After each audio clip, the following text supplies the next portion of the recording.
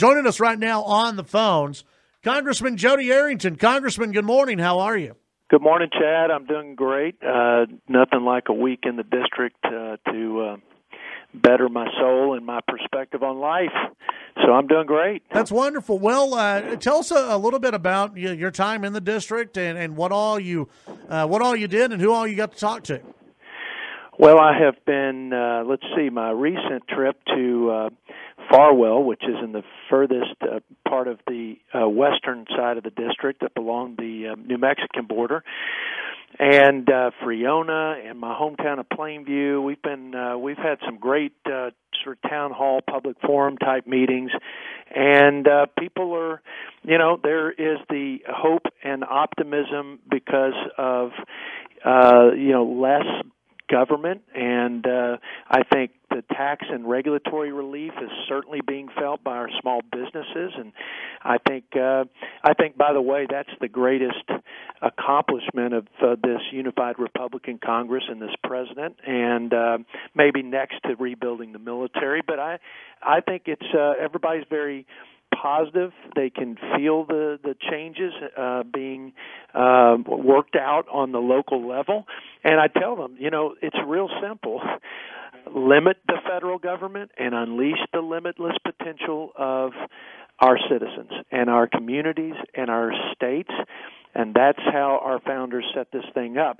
Now, we talk about issues, and I always say, look, there's more work to be done. This isn't mission accomplished. This is just where you can't get it all solved in your first term. But we talk about the need for immigration reform, especially the border security. And it's an interesting thing because I had a superintendent talk about the challenges of and the resource challenges and the focus of having to educate folks kids who are here illegally, and how much time that takes away from children of our citizens. And then I had a local judge talk about how he thought the criminal cases were down since President Trump was elected, and on illegal aliens committing crimes. And then we had a farmer in the same meeting say, hey, we're all for border security and we're for stopping illegal immigration, but don't forget, you can't get anybody in this country to go pick produce and milk cows, and we have a real deficit in labor, and we need to fix the guest worker program. All of those are true, and I believe it, and we were 193 votes in the positive to pass an immigration reform bill. I hope we keep hammering away at that, because for all the above reasons, we need to get that done. What is the latest on the farm bill? I'm sure you've got some questions about that while you were on the road. Oh, yeah. Farm bill comes up as the top issue because ag is the lifeblood of the West Texas economy, and I remind them, and I don't need to, because one part of their, I guess they have half a smile. The one half of the smile is that cotton is back in the safety net, and then they're not going to have the complete smile until we get a farm bill through. But we're in the red zone. I'm on the conference committee as a conferee appointed by Speaker Ryan. Grateful for that. Alongside Mike Conaway, so we've got a strong voice coming out of West Texas. The Senate version is weaker because it doesn't have the food stamp reform, welfare to work reforms, but it also has other provisions that are worrisome to the safety net. Senator Grassley has a perennial provision he puts in farm bills that we have to strip out that I think is a threat to the safety net portion.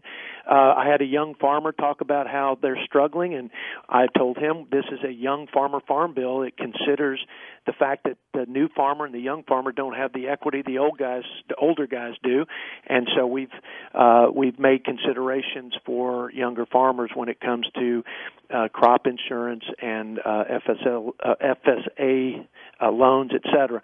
So. Lots of discussion around that, but I'm confident we're going to get a good farm bill, and we're going to help where we've seen a 50% decline in farm income over the last 3 years. And if we took the House bill today, the farmers I talked to and the ag production groups that represent them all say they'd take it and they'd run with it, and we'd be in good shape. So I'm looking forward to doing battle there and reconciling the House and Senate bills. What is the timeline, in your opinion? How fast do you want this thing to move, and how fast is it actually likely to move?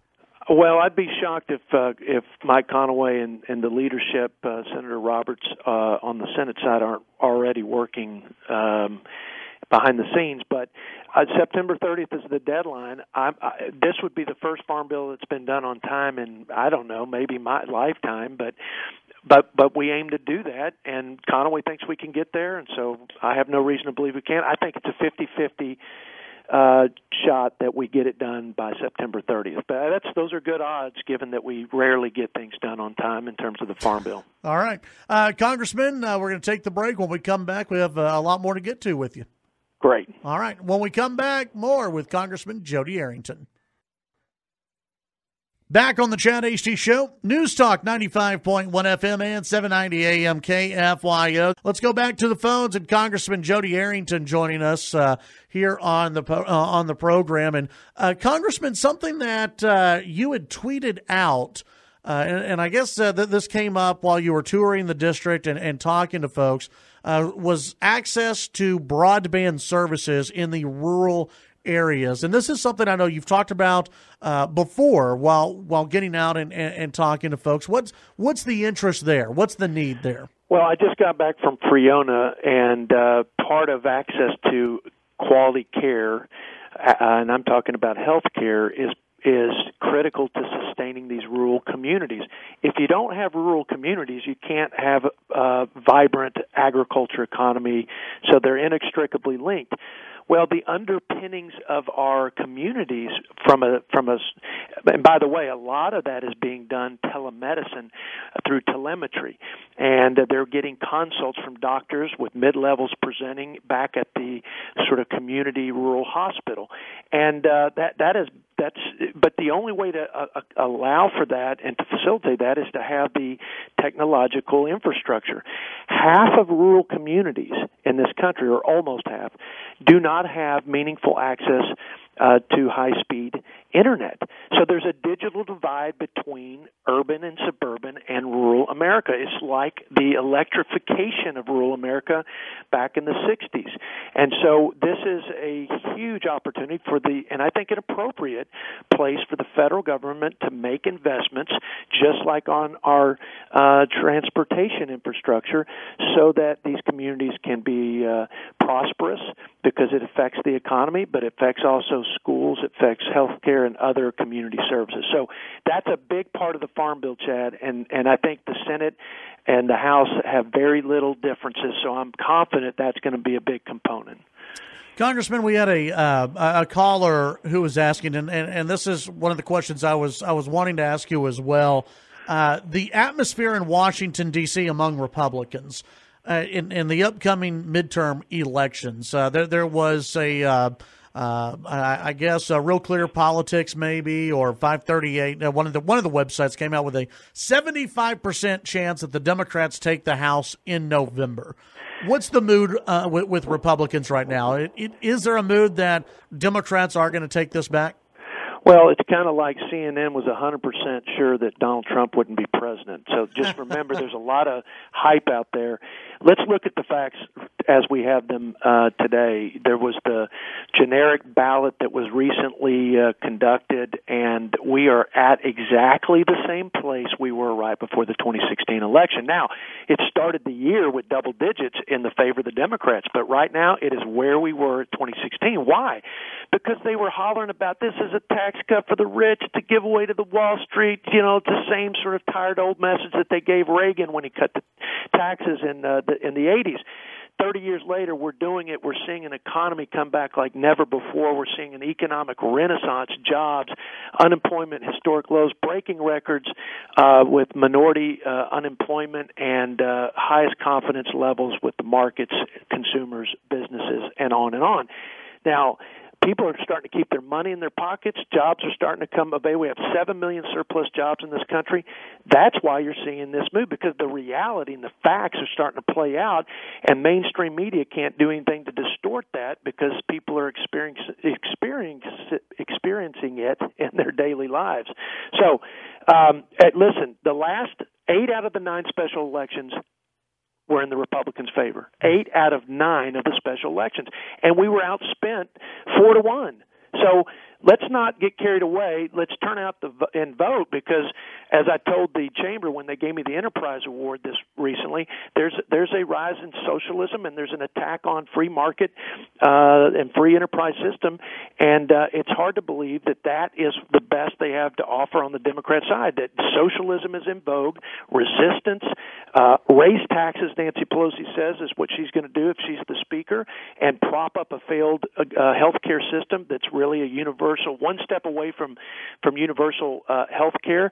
They want to repeal ICE or abolish ICE. It's ridiculous. There's no substance. There's no agenda. And whatever agenda there is, it looks a whole lot like Mao or Stalin, or at least Venezuela and Cuba. And we've seen it tried at Soviet-style planning of the economy. It fails, and it fails miserable. And like I said at the chamber luncheon, you can't have democracy without the free enterprise system. Free markets are every bit as American as our fundamental rights to speech and to defend ourselves and to worship God in the way that we desire to worship Him. Yeah. Visiting with Congressman Jodey Arrington. Congressman, obviously you know the storm that's been brewing over Lubbock and over Texas Tech with the regents and with the ouster and retirement of Chancellor Robert Duncan. Any thoughts on that situation? And I know how close you are to Texas Tech. Just any thoughts on that? Well, my thoughts are this. I love Bob Duncan as a friend, and I think he did a great job as Chancellor by all accounts.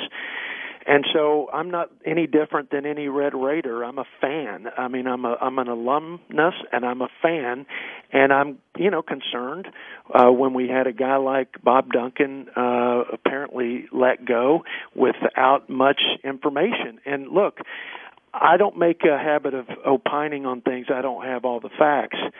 And so I'm not going to go too deep in this. The other thing is, I'm a federal representative, and the last thing we need is a federal representative meddling in a state issue. And I think Senator Perry and our state delegation's plenty engaged in it, as they should be. But Bob Duncan did a great job. I don't know what happened. I know his vision for the vet school has been brought up as part, or maybe a part of the problem, if not the central problem with the Regents.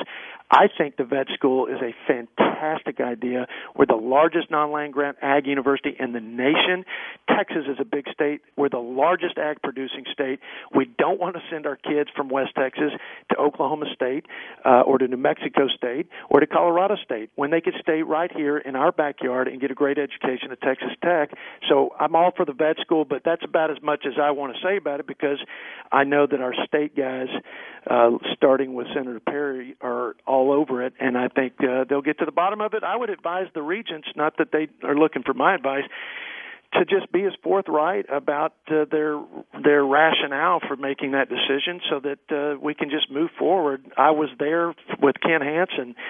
Politics and business, that's at the university is, it hasn't changed.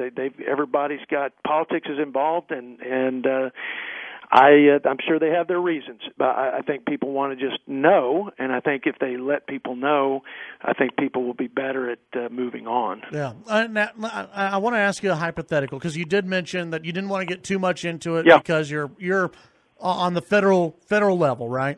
Right. Let's say if there was someone on the federal level who got involved in this, would that concern you? Yeah, I mean, I think if they use their office to influence things, I don't know. Look, 5 regents out of 4, from what you got to at least have 5 to make a decision. They have to give an account for the decisions they make, and they may have had good reasons. I'm not saying they don't have good reasons, but so no matter what forces are prevailing upon the regents to do X, Y, or Z, the regents' job is very clear into law. It is to be independent and make decisions in the best interest of Texas Tech, plain and simple, period. And and if that's something that Senator Perry and the Texas, the West Texas state delegation wants to ferret out, I think that they should. But no, I think you've got the accountability is with the Board of Regents and with the governor.